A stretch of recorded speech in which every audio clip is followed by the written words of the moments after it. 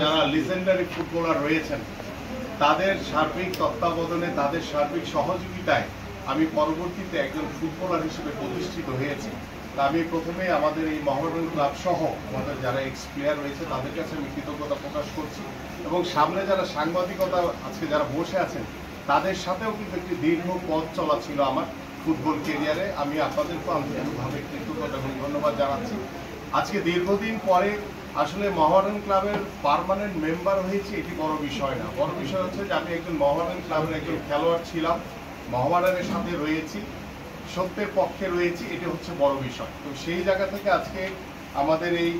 আমার ডান বামে যারা লেজেন্ডারি ফুটবলার, যাদের ফুটবল খেলা দেখে আমি একজন ফুটবলার হিসেবে নিজেকে প্রতিষ্ঠিত করেছি, এবং এখানে আমার ডানে বামে অনেক বর্তমান বাংলাদেশ ফুটবল টিমের খেলোয়াড়রা রয়েছে যারা ভবিষ্যতে আরো অনেক ভালো কিছু করবে সেই প্রত্যাশা করি। আজকে মোহামেডান ক্লাব যে আমাকে আমন্ত্রণ জানিয়েছে, আমি পার্মানেন্ট মেম্বার হিসেবে না, আমি একজন মোহামেডানের একজন খেলোয়াড় হিসেবে আজকে এখানে উপস্থিত হয়েছি। এবং আজকে দীর্ঘদিন পরে আমরা মোহামেডান ক্লাবের যে লাস্ট যে চ্যাম্পিয়নশিপ আমরা দেখেছি, দীর্ঘদিন পরে আমার কাছে মনে হয়েছে যে মোহামেডান ক্লাব তার স্বরূপে ফিরে এসেছে। এবং এই দীর্ঘ যে পথ চলা মোহামেডান ক্লাবের, সেখানে অনেক উত্থান পতন ছিল। দীর্ঘ 15 বছর পরে এসে বাংলাদেশে এই অনেক দিন পর মোহামেডান ক্লাব একটি চ্যাম্পিয়নশিপের স্বাদ পেয়েছে, এবং এটার যারা সহযোদ্ধা ছিলেন বা যারা সহযাত্রী ছিলেন তাদের সকলকে আমি আন্তরিকভাবে ধন্যবাদ এবং কৃতজ্ঞতা জানাই। এবং পাশাপাশি আজকে প্রত্যেকটি সিজনের শুরুতেই একজন দলনায়ক ঘোষণা করতে হয়, একজন লিডার প্রয়োজন হয় যার নেতৃত্বে মোহামেডান ক্লাব এই যে চলতি বছরে যে খেলাগুলো হবে, সকল লিগ ফেডারেশন থেকে শুরু করে যখন ফেডারেশন কাপ থেকে শুরু করে যত খেলাধুলো হবে, সেই লিডারের নেতৃত্বে আমি বিশ্বাস করি যে বর্তমান যে ম্যানেজমেন্ট রয়েছে মোহামেডান ক্লাবের, তারা একটি শক্তিশালী টিম গঠন করেছে, এবং বেশ কিছু ফরেন খেলোয়াড় রয়েছে, ফরেন প্লেয়ার রয়েছে যারা ইতিমধ্যে প্রমাণ করেছে যে তারা এই মোহামেডান খেলার মতো তাদের সেই যোগ্যতা রয়েছে, সেই সামর্থ্য রয়েছে। তা আমি প্রথমেই আজকের যে অধিনায়ক আমি তার নাম ঘোষণা করছি। আমি হয়তোবা দীর্ঘদিন ফুটবল আসলে দেখা হয় না, অনেকটা হয়তোবা বাই ফেজে ছিল, যেমন রানা, আমি সুজন থেকে শুরু করে অনেকেই দেখেছি যারা আমার সাথে যখন খেলেছে অনেক ছোট ছিল, বাট এরা এখন বাংলাদেশ ফুটবল টিমকে নেতৃত্ব দিচ্ছে, খেলছে। আমার কাছে সত্যি একটি ভালো লাগার একটি মুহূর্ত যে দীর্ঘদিন পরে, দীর্ঘ 17 বছরের যে রাজনৈতিক যে সংগ্রাম, দীর্ঘ রাজপথের যে সংগ্রাম, সবকিছু পরে খেলার মানুষগুলোর সাথে যখন দেখা হয়, কথা হয়, তখন অন্যরকম একটি অনুভূতি কাজ করে। এবং আপনারা জানেন যে আমরা ইতিমধ্যে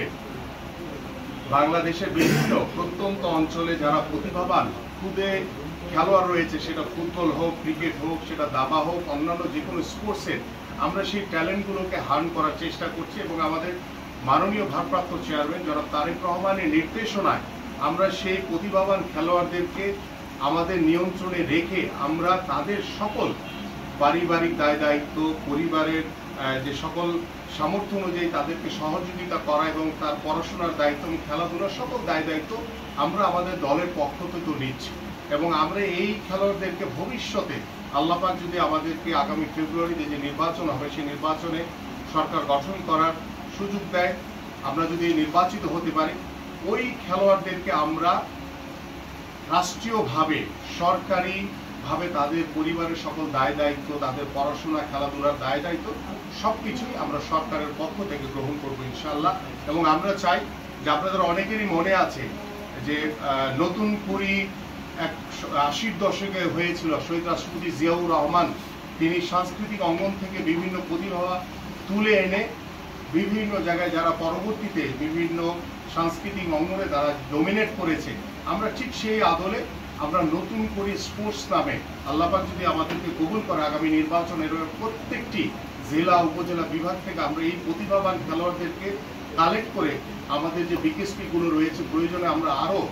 বিশেষ করে আমাদের চিটাগং কিংবা রাজশাহী বা অন্যান্য অঞ্চলে যেখানে বিকেএসপি নাই, সেখানে বিকেএসপি নির্মাণের মাধ্যমে আমরা সেই প্রতিভাবান খেলোয়াড়দেরকে সরকারিভাবে তাদের পরিবারের দায়িত্ব, তাদের পড়াশোনা, তাদের খেলাধুলার সকল দায় দায়িত্ব ইনশাল্লাহ আমরা